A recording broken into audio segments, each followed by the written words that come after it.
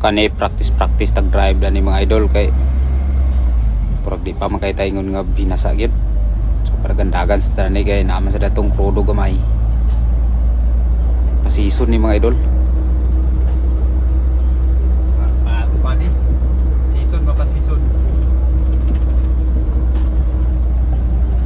Akong gi stingan ng mga kuan, kambyo-kambyo, mga kinta. Ay di pa kay ta pagkasulod usahay.